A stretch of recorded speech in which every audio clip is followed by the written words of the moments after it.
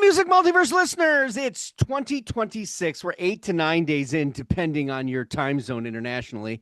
Welcome to Panelists' favorite shows. If you're familiar, then you know. We get the panelists to list 5 of their favorites or their either band, artist, song, album, musician, genre, depending on topical list. It could be the best guitarist, the worst guitarist, this, that, the other thing. You get the idea.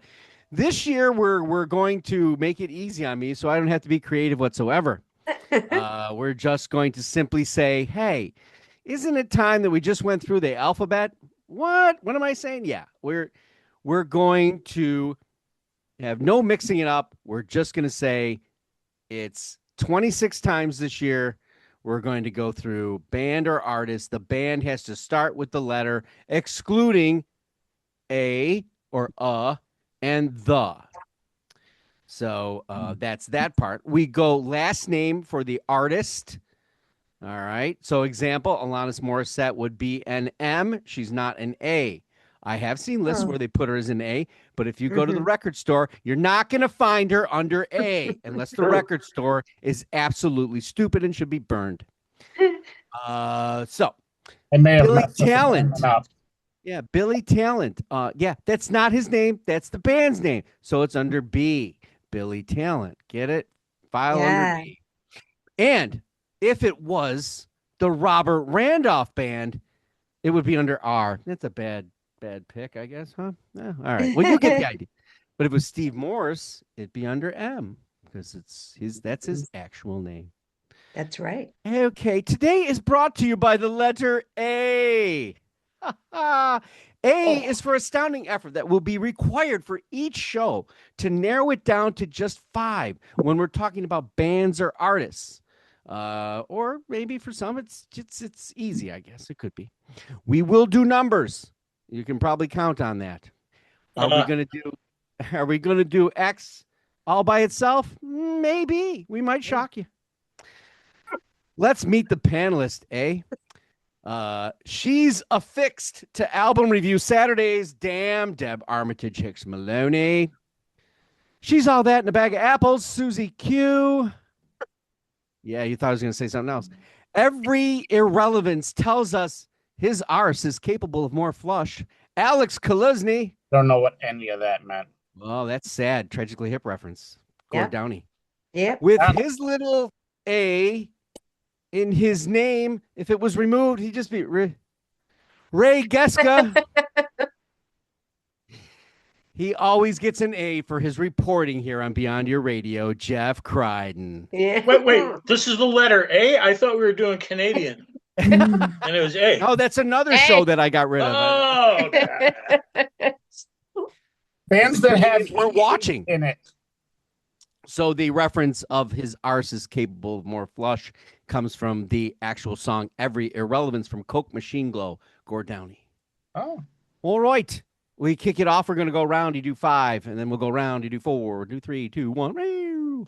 Let's start. Let's start with the Sherpa, with the letter A and his lovely his frock he's got on, keep himself warm. Ray Geska. All right, let's do it. Well, I got a feeling that today we're going to hear a number of bands repeated by people not named Crichton. So it could get interesting. And I don't know that there's a whole lot of surprises in mine, but I went through as many of the A's. And you mentioned about not sorting by first name because you had to get a little creative because you go to iTunes or Apple Music these days. Yes, they are. But he's sorted by first name, so I had to go through other methods, and worked out pretty good, I thought. So I wanted to do it. So we'll start off at number 5, and I'll tell you, I was never and have never really been much of a country music fan. But as I get older, I've started to like, some of the old honky-tonk country guys and gals. I do enjoy listening to some of them. There have been a handful of songs over the past 40 years I've grown to like, few during this century. Zach Brown, Kenny Chesney come to mind, but not a whole lot. However, I did go back and I listened to this band's double greatest hits set and found so many of their songs to be infectious, fun, great sing-alongs, and just just full out good time tunes. Cruising down I-79 and I-77 on my way to Florida over the years. How can I not sing along to mountain music? And if you're gonna play in Texas, Song of the South, Tennessee River, Dixieland Delight, just great vocals, excellent musicianship, and the sound of that beautiful fiddle. And at number 5, Alabama. Nice. I was not expecting that one. I like it. No, that's a good one. On the list, but for me, yeah, it's a good pick. It's a great pick. Yeah. They get forgotten sometimes in the whole melee, right? I don't know why. Yeah. All right, let's go to Damn. Oh, all right. So, my number 5, is a band that, I think maybe there might be only another one or two on the panel that might agree that they're, worth a mention, but I enjoy them. They're from Montreal. Their original band name was The Visions. They're indie rock. Uh, They've got some good songs out there. I love the lead singer's off-kilter vocals. His name is Win Butler, and he's from Arcade Fire. And Funeral in 2004. I love that album. I like Reflector from 2013. There was some good indie rock albums in 2013. I might mention another band that had one later on my list, but yeah, so I said Arcade Fire, and I do like how they got their name. Win Butler had a schoolmate that was a big bully and told everybody that he started a fire at the arcade, and but it wasn't true. So Arcade Fire, The Visions, Montreal, number 5. There are the two albums you mentioned, outstanding. Reflector is crazy good. Yeah, yeah. And then something happened for me. I don't know what it was. I know, but I think something keeps drawing me back to them, hoping that can happen again. I have that. That's on the list here. That's for sure. That's one of the things about this whole listing thing is you sit there and you go, yeah, but I only like this portion, or Yes, yeah, exactly. I'm But I'm afraid that one of the bands that's going to get mentioned multiple times on here is going to fall into that category of like, yeah, okay, but this will between be here and here. interesting. Okay, All got right, it. Mr. Young. All right, sir. Well, let me go to my list. I just picked this one just because I didn't want to have all rock, so I just picked a different one because I think her voice is stellar. Her song will be played forever. I just picked Adele. And since everyone already knows who Adele is and how great she is, I'm just going to give you some trivia. Okay, go So ahead. I saw that she was, some of this you probably already know, but discovered after a friend posted her 3-song demo on MySpace. MySpace, really? Was a Spice Girls super fan, and as a child charged her mother's friends £5 to watch her perform their songs in the living room. Also plays guitar, bass, piano, drums, and even a little bit of cowbell on her albums. Cowbell. She Nice. suffers from a fear of both flying and sailing. Oh, And there was a misunderstanding at Saturday Night Live when she was there. During her 2008 appearance, she mistook Sarah Palin for Tina Fey and called her Tina to her face. can She is certainly understand that. currently taking an extended break to pursue other creative projects. Oh, nice. She's just waiting for the proper age to put the next album out at, right? Okay. Sue. Anyway, I will just go with Jan Arden Ah, nice. for number 5. Oh, I should have built her up. Anyway, okay, well, she's a multi-platinum award-winning singer-songwriter. Probably most people know her for Insensitive, Could I Be Your Girl? Mark knows she's one of my favorites, and I just love her voice. I love how she tells her stories through her music, and yeah, I don't know what else to say about her. Yeah, so we can say that we've never seen her and we have tried. Yes, on multiple yes. occasions. Very difficult ticket to get. She is that. I don't know how many years now. Got to be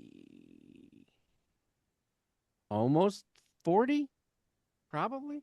How old? Wait, how No, old in is the she? business. I think she's been in the business for over, probably approaching 40 years, I would think. I 86, think early 88. 80s. Early Yeah. 80s, yeah.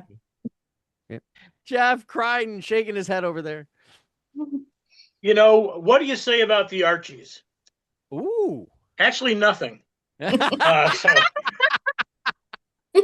bang shang-a-lang, maybe, but I'm not saying anything about that. Okay. See?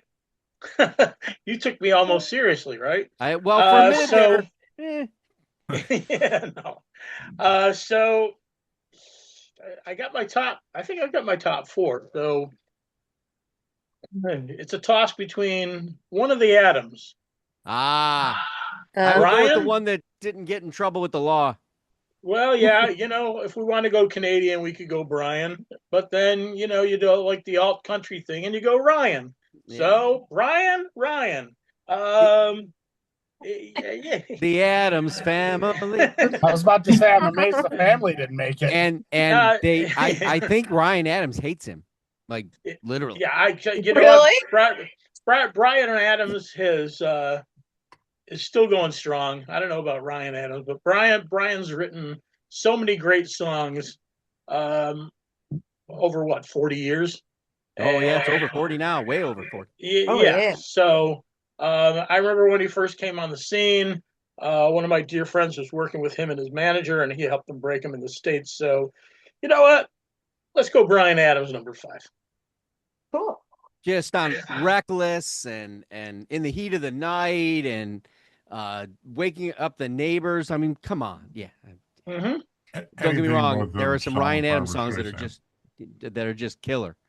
Yeah. Like that his cover of Oasis, what is ridiculous. He covered an entire record by doing Taylor Swift's 1989 from cover to cover. And he just inducted Joe Cocker in the Rock and Roll Hall of Fame too. Yep. Yeah. So okay, let's go to Kuluzny. Oh, that's the first time I've ever had a Scottish person introduce me. Well, we've had two straight feuds mentioned. It will not be a third, although I appreciate how high voltage it has become.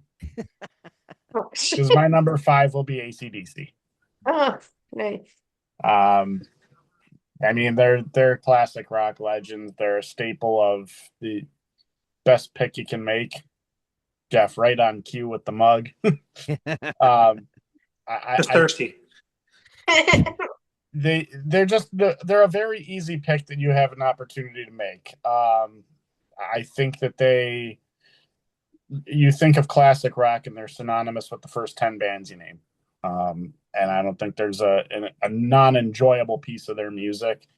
And I could be wrong about this, but not really a band of ballads. And that's why I think I like him, is because it's a very up-tempo band all throughout their catalog for the most part. So it's something I've always enjoyed about them, specifically with my listening style.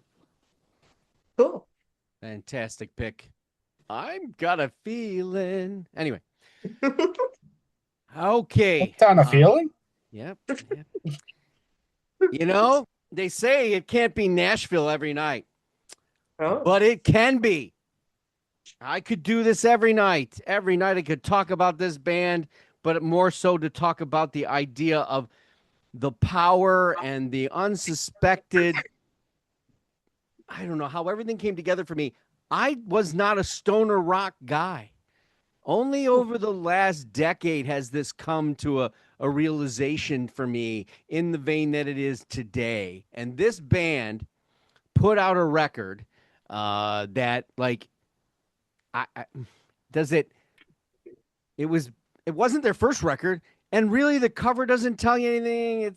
But the title of the record is A Dying Surfer Meets His Maker.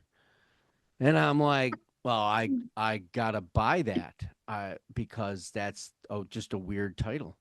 This is All Them Witches from Nashville, Tennessee. And when they pick up the guitar, this shit gonna happen. It's gonna be dirty, gritty, swampy, but then all of a sudden it's progressive and it's off the charts. They have not put out an album as of late, and I'm kind of hoping that things are going well enough. But this is a 3-piece making all this noise, and they can go from psychedelic to acid rock, but the stoner, the hard rock blues is there. And we all know where the blues leads us, probably to that ACDC. But anyway, let's go back to Ray. The king of the clip art A. All right, very good, very good. Number 4, this band's not the first or second or even the top few mentioned when you start talking, when you start asking to name bands from the British invasion. Most of us know who the top choices would be, either because you love them or simply you know who they are. But when it came to a deeper blues influence sound, other than the Stones, there was none bigger among the British invasion acts than this band. Their lead singer had one of the most distinctive voices of the time and of the entire rock era. In the later 60s, he took on a whole new group of musicians from those he started with and headed down a psychedelic path of their own. Their list of hits is iconic. Don't Let Me Be Misunderstood. Don't Bring Me Down. It's My Life. We got to get out of this place. And of course, The House of the Rising Sun. Speaking, of course, of the Animals, led by the Greek Eric Burdon. Not surprised that's been selected. Good job. They're my honorable mention. They are to be reckoned with, always. You will see them on my list somewhere. Somewhere. They'll be on the farm. Okay. We'll move. I think it would be Sue next. Things are still being moved around. It's Deb. That's me. Yeah, It's me. Okay, sorry. I actually read. When in doubt, it's Deb. Okay. So my last band noted one of their influences is Tragically Hip. This artist didn't become an influence of the Tragically Hip, even though they're from the same town and he was already mentioned here this early on in the game, and that's Bryan Adams. So I don't have so much to say about him other than some little snippets.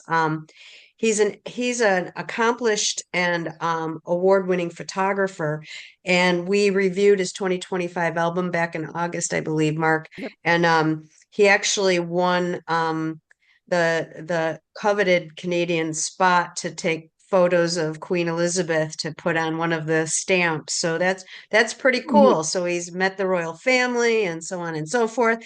And his talent is just very far reaching. I mean, he even scored the music and lyrics for a Broadway play, Pretty Woman. That was excellent.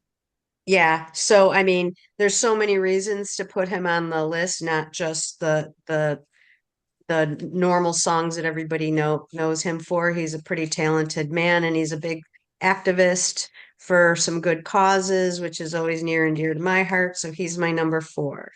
Nice. Sue. Okay. All right. So this artist began playing piano very early. They showed a lot of promise. They were the youngest, I think, one of the youngest people to ever be enrolled in the Peabody Institute's preparatory program at Johns Hopkins. Wow. There's some where they stayed until they were 11.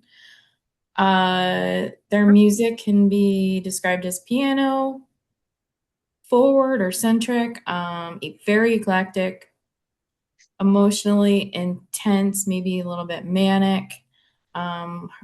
Lyrically, they're very they go deep and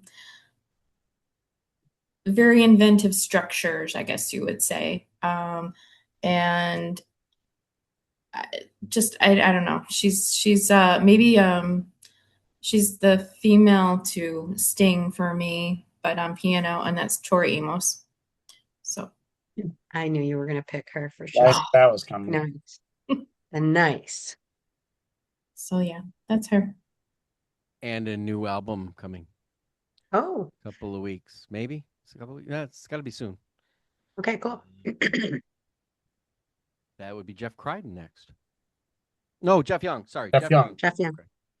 All right, well, Uh, I'm picking a band that I have enjoyed a long time and will never stop enjoying, and that is Anthrax. I know Ray's going to appreciate this because I noticed he is posting one of the lyrics behind him to one of my favorite songs, I'm the Man, which is a humorous rap style track featuring screams from Sam Kinison. And it was from the Among the Living. It was a huge hit in UK. I just liked it. It just fun. It never gets old. But again, I'm just gonna pick some trivia because I mean I've seen Anthrax a few times. Hopefully, I'll see him this year again too. But there is actually a Stephen King influence. So Anthrax is kind of known for writing songs based on some of Stephen King's works, such as Among the Living, From the Stand, A Skeleton in the Closet, Half the Pupil, and King himself has stated he is a fan of the band. I don't know if that just means he's friendly with them or if he actually likes the music, but doesn't go into detail. They did appear on the 92 episode of Married with Children, where they trashed the Bundy family's house while performing the song "In My World." I love this. On persistence of memory. They have mosh pit origins, so their song "Caught in a Mosh," which isn't one of their best, but is known probably the most, is often credited with helping popularize the term mosh pit on the metal scene. They have some collabs like Bring the Noise, which is a famous crossover, including Public Enemy, kind of one of the earlier collaborations with rock and metal. And I've seen Joey Belladonna even solo, and he just cannot stop talking about how much of a fan he is of music. And that's why he does, like, he'll go on tour and sing just covers of Journey. He'll do covers of Dio. But so as a band, though, they've covered Sabbath, Sex Pistols, Rush, Kiss, and even the Smiths. But yeah, just one of my faves. Yep, knew that was coming, Jeff. The Griden. This might take some. This might take some of you by surprise. My number 4. I remember like having a conversation with my aunt in the '90s during the whole grunge rock explosion. She was over. We were at my parents' house, and she said to me, "Well, you looks like you're dressing like a grunge rocker these days." And I said, "Really?" I said, "What do you mean by that?" She said, "Well, you're wearing a flannel shirt and a t-shirt." And I laughed, and she said, "What's so funny?" And I said, "Well, thank you that you think I'm being up to date, but I've dressed like this for the last 20 years." Yeah. So with that, Life's a big circle. yeah, with that reasoning, my number 4, whether you like them with Les Staley or with Jerry Cantrell, but Alice in Chains That does is a great rock and roll band. I think I've seen them Period. 3 or 4 times. Really? Alex. Well, we love themes, so we're gonna, we go before to another band that my last pick, bringing a lead singer on and still existing. This band instead has 2 to begin with. We're gonna go with Alexis on Fire. If you couldn't tell, my list will be a little bit different than everyone else's based on my listening habits. But I do believe that in the scene of the harder rock, there's a beauty to be found with this band and the contrast of the lyrics, from a very sound clean vocal with an appreciation of the past, with the angst and heaviness of a genre that has it as a bare minimum. This is a band that many a soundtrack has been made, and many a pregame playlist has featured them before in the hockey genre for me. And this band has stood a pretty good test of time for considering the genre that they're in, with really no delay and no slowing down for the most part. Actually, if you count Dallas Green's City and Color, a speed up of sorts, to be working double duty on both of those. So Despite their gap, they are back full force, and their return is much welcomed. Although if somebody said to me, "Are you going City and Color?" or are you going? I'm a City and Color guy. Really, really good cover band too. All right, so I'm going to be the first guy to mention this band. I don't think I'm going to be the last guy to mention this band tonight. Yes, I do believe there's a part of the catalog I try. I understand you want to hang on, you want to try, you want to but no, there's just they had this time frame that was ridiculous, and that's Aerosmith. I can listen to them constantly in that realm from what Permanent Vacation to Pump to Get a Grip, even the one that came after Get a Grip, and then you can go back and do a couple in the days of the drug inflicted pain trodden area, and go and say, yeah, there's some great stuff on there, and of course that stuff's been redone, and one of the U.S.'s best exports of all time in rock. Even when the Europeans slug it down and go, wow, that's really good. That doesn't happen that often in our exportations. There are a few, but they're not the number one of all time, maybe, but they're up there in the top 10, top 5. And he has that voice that, pay attention. Back to Ray. All right. At number 3, well, you can say it's In Excess, or you could call it Olivia Newton-John, or Men at Work, or Midnight Oil, or some other export, but there's no question whatsoever who is Australia's greatest musical export. Easily among the top 5, if not the greatest hard rock band of all time. 17 studio albums worldwide, various live albums. And to have you lose your original lead singer and then return with a brand new singer within a year and put out arguably the greatest hard rock album of all time? Who does that? Ladies and gentlemen, turn them speakers all the way up to 11. Get your air guitar ready and start strutting around a la Chuck Berry, but more like Angus Young, and jam along with Australia's greatest ACDC. Angus, another A. Bravo, brother. Nice. Nice, Very yeah. nice. Oh no. Oh no. I had to refer to my list. This is so Deb. Yeah, okay, ditto. That's all I got. Oh, you're dead. Yeah, how do you Never follow forget that? it. Well, You know what? and the You only just thing- go. Yeah. Would have been Well, the better only if thing- Ray's hair just got like static. Yeah.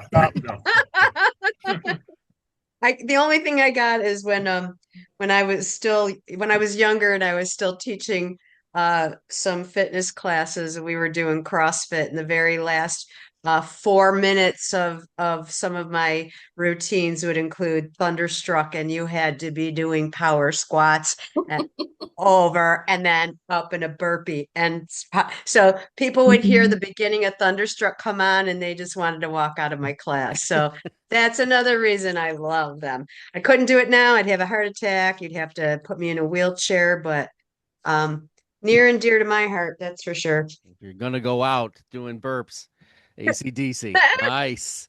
Yeah. Oh, Sue. Well, I'm on the same train. So, yeah, I mean, how can you not love them? And I obviously I grew up with them too. Worked out. I still run to them. I mean, they're the kind of band that if you're trying to fit in a little bit more on the treadmill, Yep. that'll do it for you. Mhm. Loved them in concert. Just awesome, amazing. Everything that Ray said. Yep. Yep. Jeff Young. All right. I'll keep the train going, and I'll give you some. man. I'll give you some ACDC trivia. Okay, go. From 1980, Back in Black.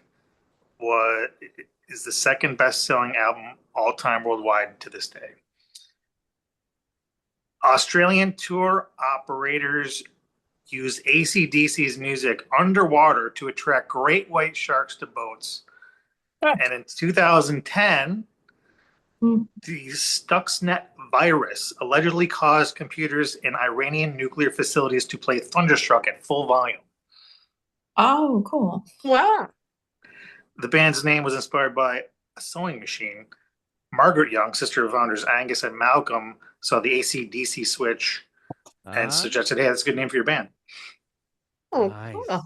At the time, the band was unaware that AC/DC was also slang for being bisexual, which led to several misunderstandings. Yeah. True. But it all worked out in the end. Yep. And it was Angus's sister's idea also to wear the schoolboy uniform after allegedly trying Zorro, a gorilla, and like a Superman version of Super Angus.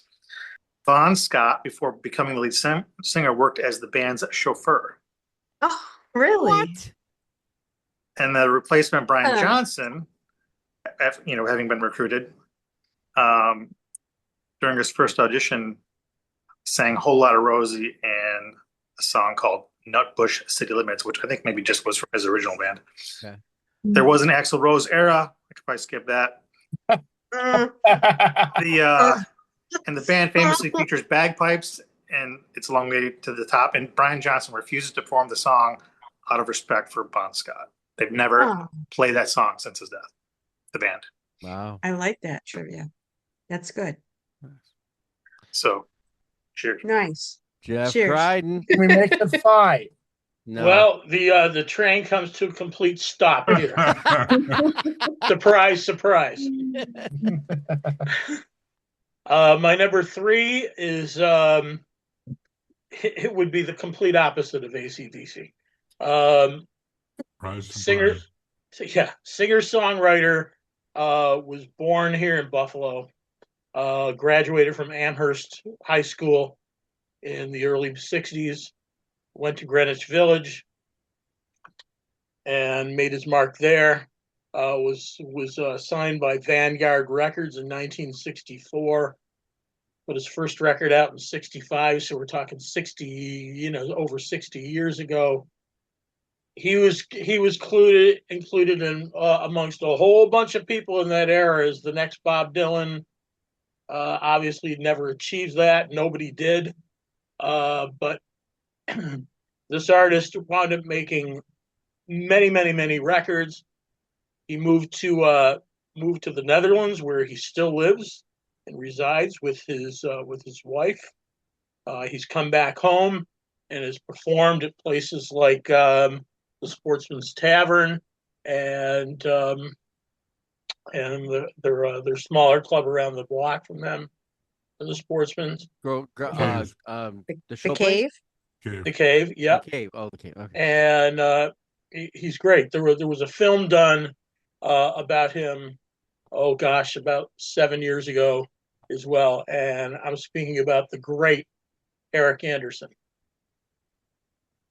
Yeah, people. Sometimes I think people that they don't know. Unless you're at the Buffalo Hall of Fame. You know what I mean? I just that one. But he hasn't lived in Buffalo in a long time. But he's made his mark in the world as a singer-songwriter, and he's fantastic. Always has been. Not enough people know him, but might have to. That might be an unknown Sunday to do. I like that idea. Jeff put me in the crowd that did not know, and I just learned a lot. Yeah, and he wrote songs for some really famous people, huh? He sure did. Johnny Cash, Bob Dylan, Judy Collins, Linda Ronstadt. I'm looking him up. He's worth a Google, guys. He's worth a Google. Definitely. For sure. Wikipedia. I thought you were going Josh Allen. I wasn't sure. He can do everything, can he? Number 3 for me probably would have been higher on my list had there been a little more longevity. And I say that because there's an endless, infinite wonder of what this group could have been. if not for Time Cut Short. And that was not due to loss. That was just due to a changing of the times. But this group has always, especially vocally, encapsulated me by the great Chris Cornell. I have to put Audio Slave as my number 3.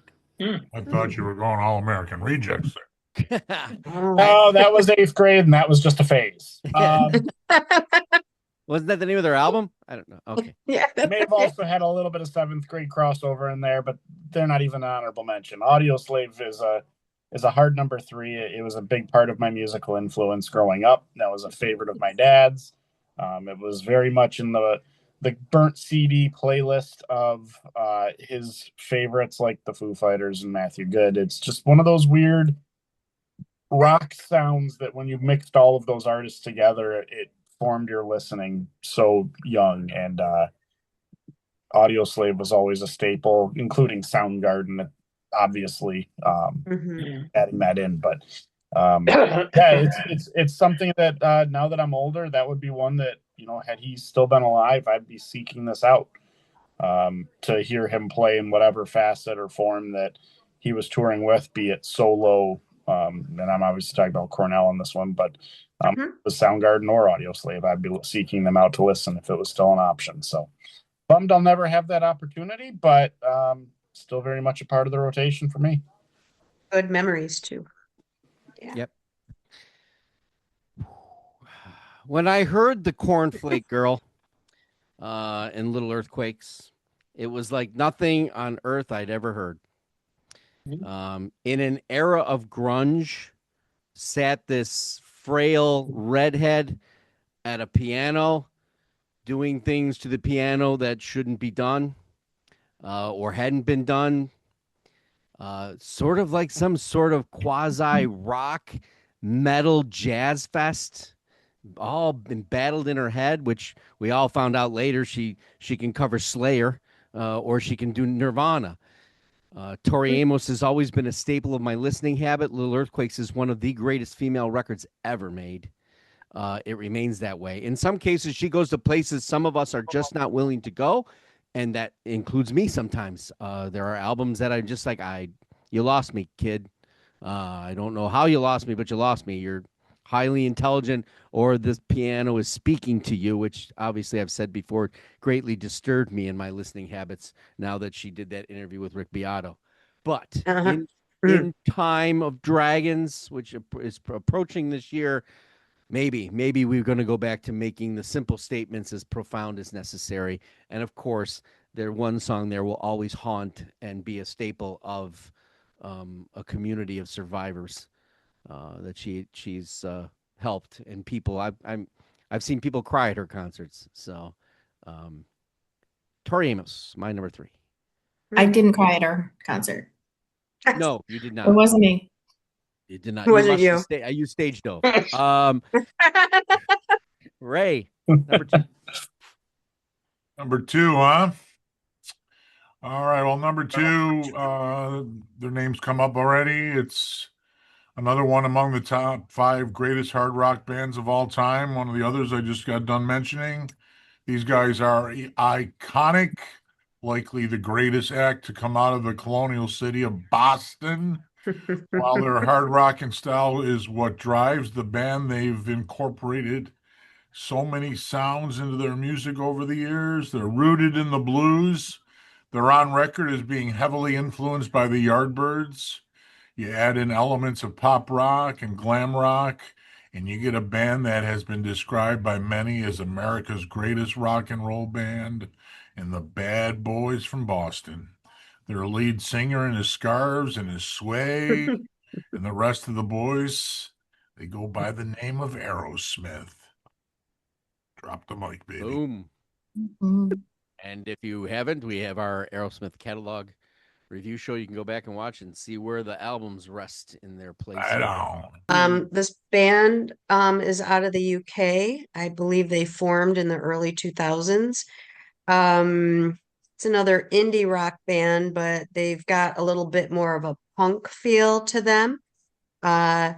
they kind of talk about how their influences can kind of be categorized in different parts of their catalog, and as they progressed to the more current stuff, they list The Strokes, Queens of the Stone Age, Oasis, Velvet Underground. They have two albums that I really, really like. But of their most influential album for me, that when I listen to it, I don't think there's a song on it that is a wasted song. And I listened to this album again just to get ready for this show, and it's from 2013, and it still doesn't seem old to me. It seems like the songs could be, if you hear one of the songs off this album and you've never heard these guys before, you would think it was a current song, at least in my estimation. But it is the Arctic Monkeys, and their 2013 album AM has hit after hit after hit, and you can hear influences of the White Stripes. Oasis, they name Oasis as one of their big influences. The number one party anthem is Oasis Feel All the Way, but songs like Do I Want to Know, Why You Only Call Me When You're High, Are You Mine, Knee Socks. I mean, it's just a great, fun album, and every time one of their songs comes on, especially from this album, I just go, "Oh."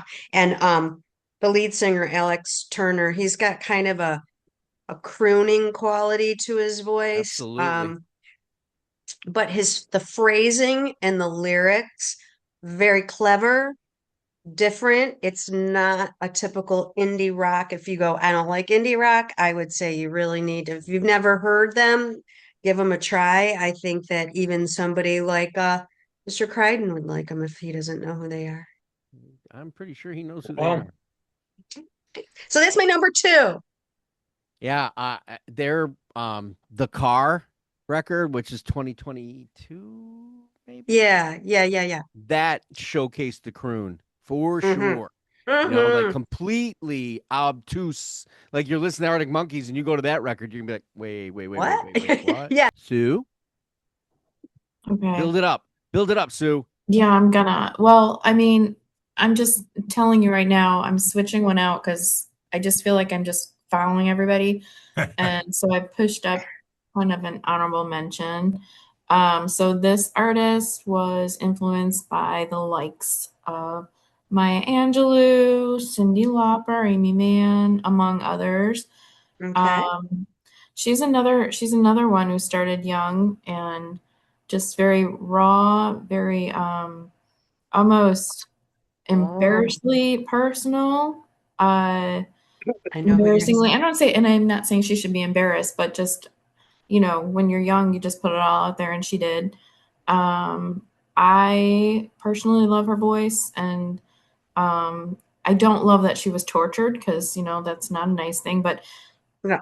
so many other artists, she put it to good use and put it down on paper, and I'm sure it probably helped her to get through a lot of things in life. So I went with Fiona Apple. Yep. I knew you were going to say her. I love her. Yeah. She's got a story, doesn't she? Oh yeah. Yeah, with Philip Big Seymour story. Hoffman in there too. Yeah. Nice Wow. pick. She's on my honorable mentions. Jeff Young. Yeah. Well, my last two are ones that I've already mentioned. So the question is, do you want trivia from Alice in Chains or Aerosmith? Alice in Chains. Yeah, Alice in Chains. Yeah. All Yeah. right. Well, did you know No. that lead singer Lane Staley died exactly 8 years to the day later from Nirvana frontman Kurt Cobain? Oh my Oh. gosh. Oh, Um, that's tragic. The origins of the hit song Rooster, written by Jerry Mhm. Cantrell, was a Yeah. tribute to his father, a Vietnam War veteran whose childhood nickname was Rooster. Oh, I like that. The 1994 release of Jar of Flies was the first EP in history to debut at number one on Billboard. During the 1996 MTV Unplugged performance, bassist Mike Inez wrote a song, Friends Don't Let Friends Get Friends Haircuts, on his bass. It was a jab at the members of Metallica who were in the audience for recently cutting their signature long hair. Yeah. Yeah. Yeah. Okay. And Slayer frontman Tom Araya provided a guest screams on the hidden track Iron Gland. Jerry Cantrell wrote the riff specifically to annoy his bandmates and promised he would never play it again if they let him include it on the album. That's on the self-titled, right? I think so, yeah. That's And then the last funny. one I have really is Elton John is a huge fan and played the piano on the song Black Gives Way to Blue, which was written as a tribute to the late Lane Staley. Mr. Crichton? Well, when the British invasion happened, I'm going to repeat some of the stuff that Ray said. You know, my number 2 band, you know, I actually got to see them because they reformed in 1982 with the original band. Eric Burden. Really? Yes. Alan Price, Chas Chandler, John Steele, and Hilton Valentine. They put out an album called Before We Were So Rudely Interrupted. And the album was great. They went on tour. I saw them both here at Shays and I enjoyed it. Well, first I saw them in Rochester. They were great in Rochester. Liked them so much that I came back the next day and went to see them here. So I'm talking about, you know, the great band, the Animals, who were, you know, one of the 5 best, maybe 6 best British invasion bands of all time. Alan Price left to form his own band after like their second album. Chas Chandler saw the Jimi Hendrix Experience in a club and decided he wanted to put down his bass and go manage and produce Jimi Hendrix. And Eric Burden wound up having, you know, a bunch of guys come in and out of the lineup. In fact, one of the guys that was in that band was not Sting. Who from the Police was in that band? Andy Summers. Andy Andy Summers. Summers was in a later day version of the Animals, and you know they played at the Monterey Pop Festival. Burden wrote a song about that in the late '60s, and like '68, about the same time as the Stones released Jumpin' Jack Flash. The Animals put out Sky Pilot, and you know Burden continued to make albums, as Ray mentioned. And the Animals broke up. He did an album with War, and he put out a bunch of solo records. And so the Animals, number 2 for me. I think it's amazing you saw them. Yeah, that's cool. Yeah, I was really happy to see them. I didn't see them in the '60s. I would have been too young for that. But seeing them in 1982 as that's guy cool. in his mid-20s, that was cool. Yeah, Bert toured a lot through the 80s, even after that by himself. Yeah, he played the Trough back in the 80s. Oh, really? That's It neat. was like at Thursday at the Square or something, too. Yeah. Yeah, I remember the Thursday in the Square one. I think I do too. That would be Alex. Fresh out of Huntington Beach, California, comes another one that has tickled my heavy ear over the years. I find this band a supremely talented group from front to back of the stage. Known for a spin-off of the band featuring some of the members called Pinkly Smooth. This band, for me, I don't think I appreciated them as much as when they first came out and I could hear them just about everywhere. Now their releases are few and far between. I think their last album was 2023. This is a band that wrote one of my most eerie tracks that goes back to some of our Halloween shows that I had mentioned. The song Fiction was written by their now deceased drummer.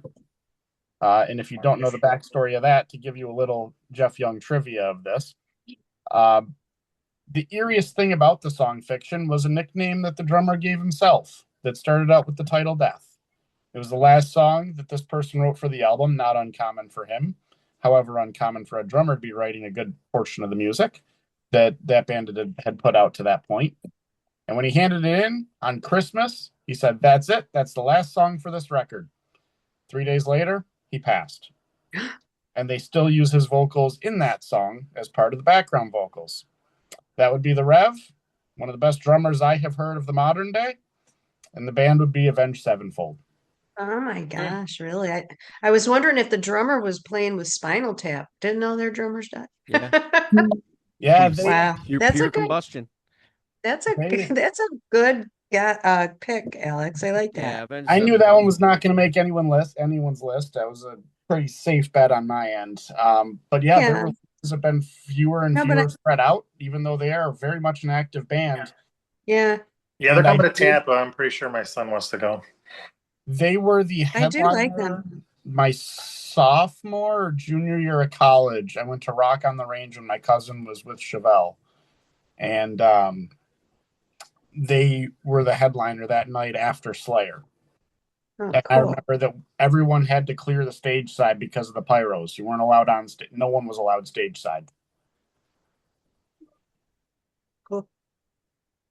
Nice. Cool. That was different. I like that. Yeah. I'm just gonna keep this real simple. I need a mistress for Christmas. ACDC. That's my number 2.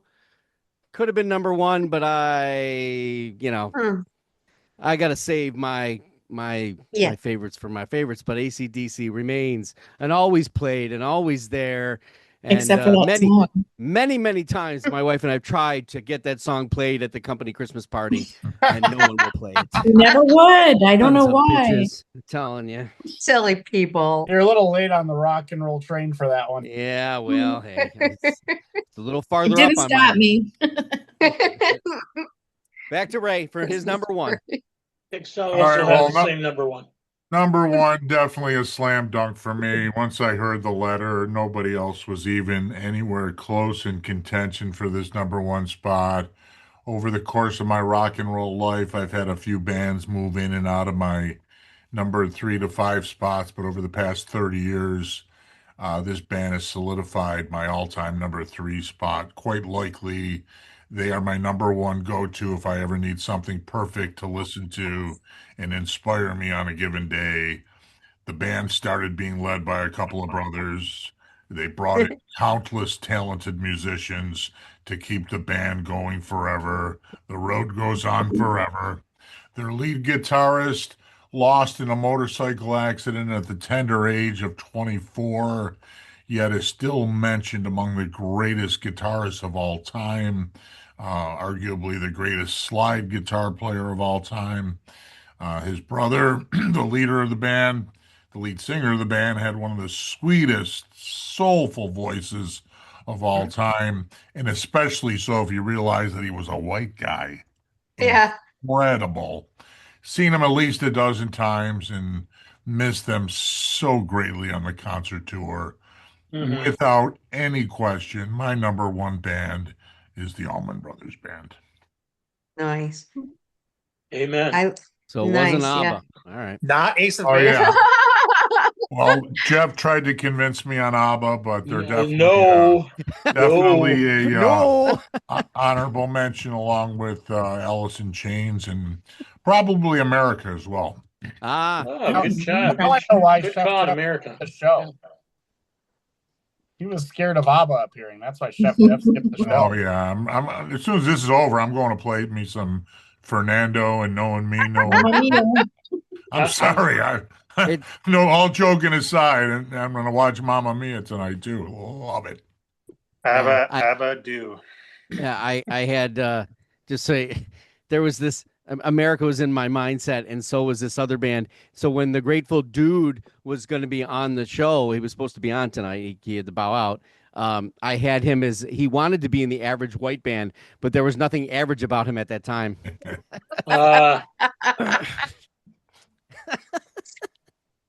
All right, the Allman Brothers, slam dunk, absolutely. Yeah, All awesome. right. We got the Deb. Go ahead. All right. Well, since I can't make my number 1 Led Zeppelin, so they have a guitarist that was my second my second heartthrob in the rock and roll scene in the 70s. They've already been mentioned here, but I did get to see them at the Odd when they were touring their Permanent Vacation album, I believe it was. Joe Perry was just I just was like, if I can't get to Robert Plant, I'm going to get to Joe. So you're into But P, that the didn't. letter P. Plant, Perry. Like, oh yeah, maybe that's what it is. But obviously I don't have to say a lot more than what has been said. But growing up in the 70s, and when you hear Sweet Emotion and Dream On, Walk This Way, Back in the Saddle, those are all songs that just transport you back to maybe where you were standing at your locker, or sitting at a pep rally. It's just very nostalgic for me. And yet, yeah, I have to agree, Mark, with that new collaboration that I couldn't put my ear inside that No, at all. I consider them like a kind of a shock and awe band, because when you hear them, it's immediate. Like it's the Yeah. hey, right? And I think a Mhm. lot of musicians today who think they're doing that, they're not. Mhm. So they need to take a lesson from that guy. They've got that it. Yeah. Yes. You just never know. Everyone's thought Brian Johnson of ACDC his career was over, and now he's touring the world again. So you just never know. Yeah. Well, it'll be nice, but yeah, that's my number one pick. Sue, what is your number one? Well, I really, again, don't really have to say much because I'm also going with Aerosmith. And for a lot of the same reasons, it does take you back. And Jeff just said too, like I was trying to figure out what I wanted to say, but they do have that it factor. And reading about, their entire career, they put out commanding performances.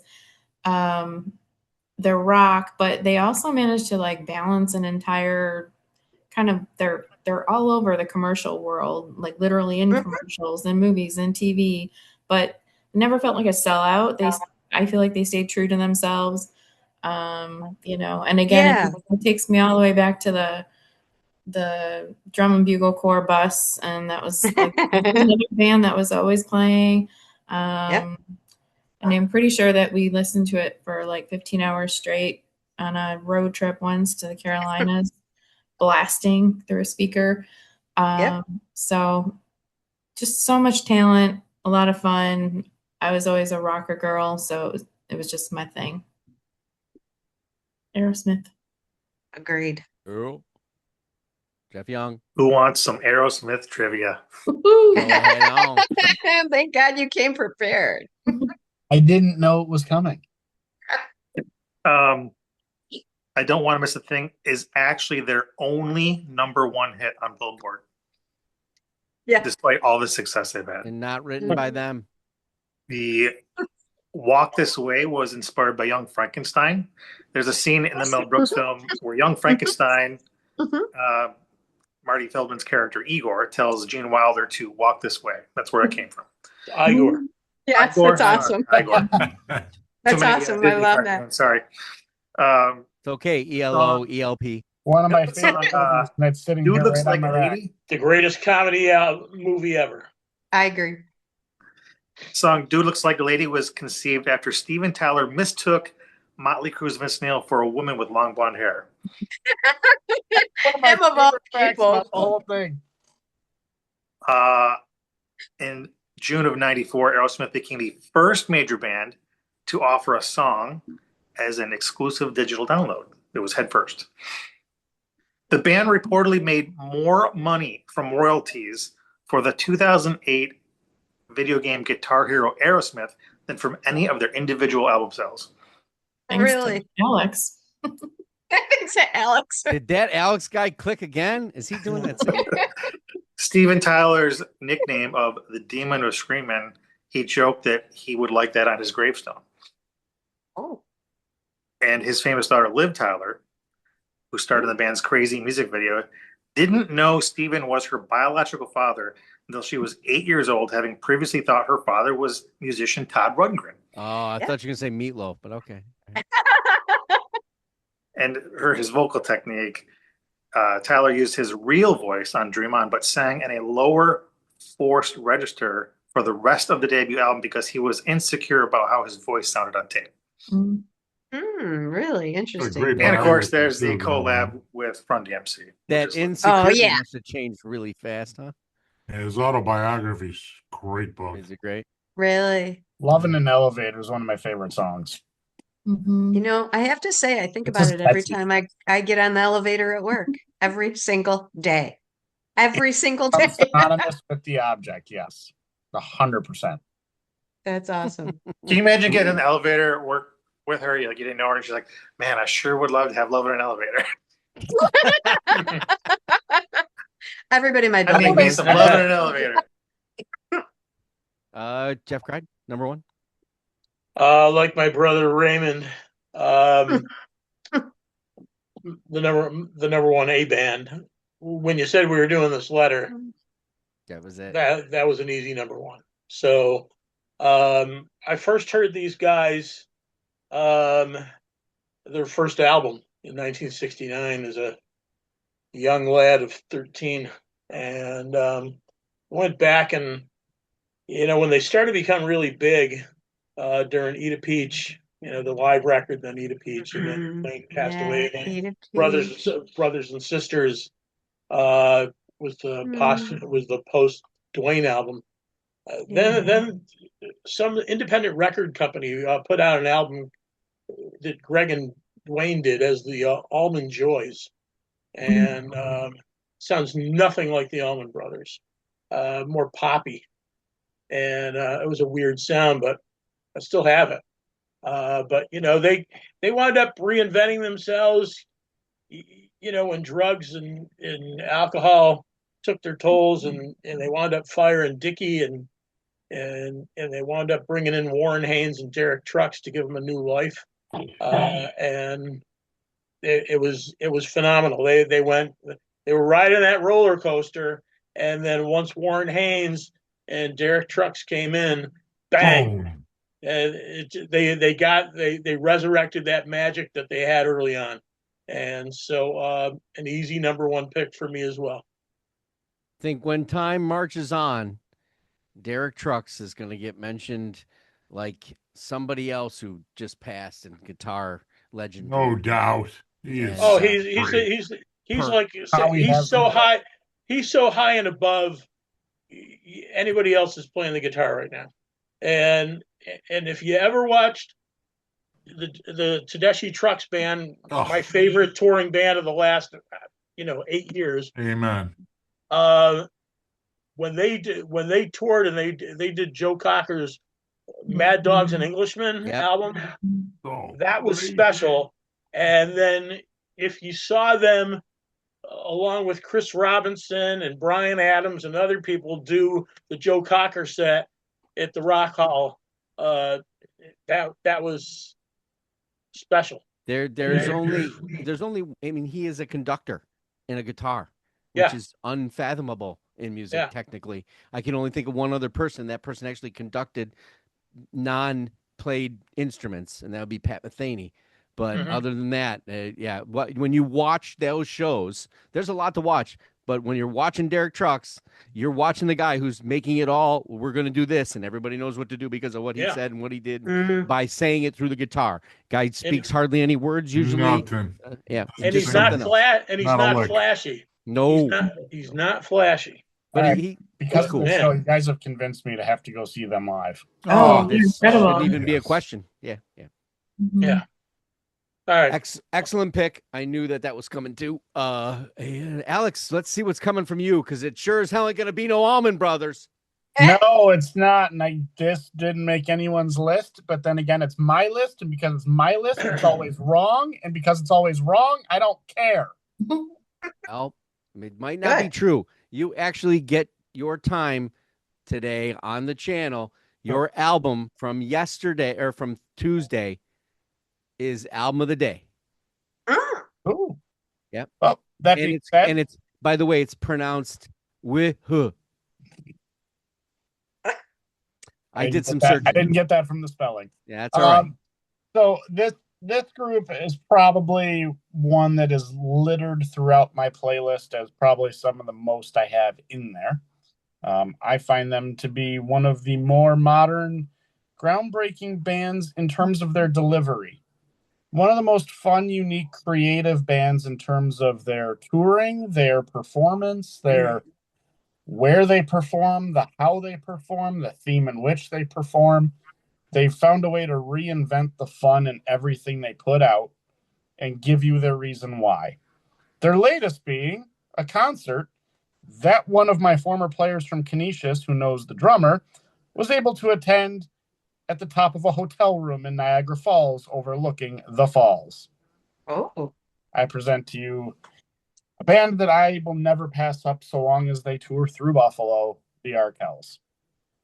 Arkells, good one. Yes. That would Yeah. have been Nice. that would have been my thought process that would have been your number one. They're really good. Yep. They are Yep. one of the most fun and inventive bands, from the cover album to the rally to the merchandise they put out to performing in unique venues and being the band for the Grey Cup multiple times, and like just they touch it with gold. When the Jonas Brothers played in their hometown of Hamilton, Ontario, the Jonas Brothers brought out the Arkells. They are an example of the statement I make about people who go out to dinner and people who go out to dinner to have an experience. They are an experience. Yeah. I love that. There's That's still great. dinner's Yep. fantastic, but there's an experience. There's some they want to have some fun, and you're going to have it with them, unless you're a miserable prick. So and you're probably going to get booted out by a lot of people. But they come to play, and they want to play, and yeah. And they're Bills fans. I remember the last concert I've seen them. Oh, they come yeah. out with their background as a football field, and their That's cool. merchandise is all Bills related, and not to mention the double concert that night, coming out as Disco Loadout at Town Ballroom at midnight, and being covers. there. That was fantastic. And then they make the cover album, and that was fun. Theming their songs of what they cover any given night to where they play. Like, they'll only play Rick James when they come to Buffalo. That's fun. would- I like that. And their horn Well, section maybe they should kills play it. Eric Anderson. Yeah, that's right. Just I mean- saying. I mean, who from that genre thinks to cover Dolly Parton? Yeah, really. And then you go from Dolly to Rick James in your catalog of covers. Yeah, it's pretty From awesome. 41, and it's pick. incredible, Yeah. their range. They always find a way to make it fun and reinvent what they do, and it's always what's up, what are they up to next? And that's Well, when you that's part next of it. concert, remind me and I'll go with you, Alex. I'd love to see him. Joanne is a very kinky girl. So I'll never unhear that, uh, especially because Bring it home. no one will ever guess my number one. I No, don't we think never my do. wife would be able to. Adam I know Ant. it's not a band that she fancies Man. by any stretch of the imagination. This is their 40th anniversary this year. They're not a solitary album in the downtrodden alternate rock, indie rock, garage band that they became to move into a dark alt R&B that since the breakup of his prior band. His prior band should be on That's Your Band Name, but I'm going to save that for another night. The lyrics are grungy. They're male-centric. Greg Dooley has been directing this band since the breakup, and this is one of Cincinnati's musical treasures. And in my knowledge of Cincinnati, there aren't that many. not a lot of treasures. treasure. Yes, that is correct. Which I could, the influences of the Afghan Wigs has been acknowledged by a number of musicians over the years, including Jimmy Eat World, The National, Gaslight Anthem, Horrible Crows, The Hold Steady, My Chemical Romance. And when you have your tribute album made and Mark Lanigan shows up to play on it, then you know where things are. And that's Screaming, the Screaming Trees. Holy cow. 9 studio albums, spin-off bands from it. The Twilight Singers. Dooley has his own career in this too. The Afghan Wigs to me when the A was set up. There were one person and one band that I said, I know that those one person and this band are way more talented, way more influential, and the one band has already been mentioned, the Allman Brothers. I'll save my honorable mention of the one that is probably should have been mentioned on this. This band for me, I can put that on, and it's not a nice place, but it's my place, and okay. To the listeners, the origin of this show was Mark tipped me off to an album of theirs back in 2017 when the show hadn't even been a thing yet, but was in the creative process of Mark's head, which is a labyrinth no one wants to explore. You can't ever get out. But I remember one of my first suctions into wanting to participate in this show was of the band that Mark just said. When he tipped me off to In Spades. To this day, that album, anytime it comes on my shuffle, I have to skip every song that comes on my shuffle because I cannot listen to that album with an individual track. I need to play that album in full front to back if I'm going to listen to it. I can't just have track 6 come up in the middle of it's ugly R&B that the R&B world does not want you to know about because it takes it into a very ugly place. It's not that kind of, rhythm and blues, Earth, Wind, and Fire thing. This is not nice. And anyway, 1986, this band has been doing this, but their first record was in 88, which I don't have and cannot find and get. And I've never heard it. I don't. Yep. Honorable mentions. Mr. Ray Geska. Yeah, I think I hit on them. I had ABBA in there. I had America, Alice in Chains. Somebody mentioned Bryan Adams. Yep. Not a whole lot of surprises for me, but that pretty much wraps it up. I think the bees might be a little. Oh, the bees will be buzzing. The bees will be fun. Yes. Deb. Okay, so I had Fiona Apple. Okay. I also had Jason Aldean. I'm not a real country fan, but I really enjoy his music, and I've seen him live at Rock the Country in South Carolina. That was awesome. I think he's a great entertainer.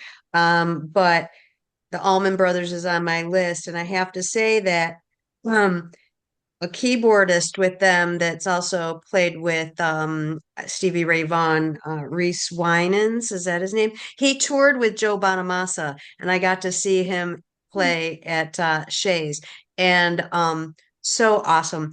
And the Allman Brothers, it's a very nostalgic band for me too. Can't hear a song and not go, it's the Allman Brothers, and wow, I forgot about that song. So I've grown to appreciate them later in my life. So those are my 3. Sue. Yeah, pretty much everything's been said. I was contemplating Adele, and then I'm just gonna give a little shout out to Air Supply. It was the first concert that I snuck into, picking up my sister at Darien Lake. So Nice. Jeff Young. No, I don't really have any. I'll just say acid bath. Okay, you can say good. All right. It's usually Alex, me. we lost Jeff Crichton, so. So I had Jason Aldean as well, Deb. Yay. That was a thought process in there. Ray, much to your demise, I did not put the All-American Rejects in with my. I could have said Alter Bridge, but I didn't. Yeah. No, so you know what? As my witness, Alter Bridge was on my notes too. Nice. New album in a couple weeks. They're coming here to Tampa. AJR, I love, great musical talents. They're just a fun band. They do a lot of quirky, crazy shit that's fun. Asking Alexandria was on my list. That was probably my number 6 if I had to ever make one out of that. And then I also put AWOL Nation in there. Oh yeah, I like that. So my honorable mention too, the Allman Brothers. Shouldn't have been an honorable mention, but I knew that they would get spoken about by people who Mhm. know them better than I do from a standpoint of longevity. It didn't take me long to get into that band. It shouldn't take anybody that long to get into that band in any way, shape, or Yeah. form. If you are a blues musician and music lover with special Yes. tinge to the southern rock arena of it, but the band and the people, the massive talent, and the cousin-like chemistry, we'll call it, is immense and probably legendary in all of music, from who knows who and what knows what. And I would have loved to have heard Almond Joy, but I don't like coconut. yeah, it's an album of if we did an album ranking, I'm sure it's not gonna. It'll probably be the bottom of the list. So my one that was going to be number one, and I seemed like a cop out, but without this man, it is not a wonderful world. Louis Armstrong, Oh, nice. Oh, Louis. Right there. elite, professional, Louis. influential. Everybody wanted to play with Louis. Yeah. And who wouldn't have? And They ended the last Bills game with him. Yep. so Yeah, we like Good that. finish.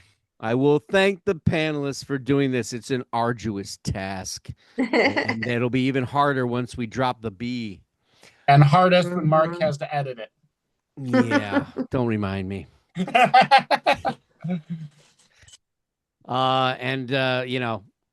Here we go. Where are we here? Oh yeah, we are on the web at beyondyourradio.com, Facebook, Twitter, Instagram, YouTube, of course. And of course, we just added TikTok. If you're into that, Ray's huge in that TikTok. He can't get enough. Yeah, so it's all about albums, bands, artists, anything we can get our hands on. Go Beyond Your Radio with us, a real music appreciation channel. As always, thanks for watching and happy listening. Bye.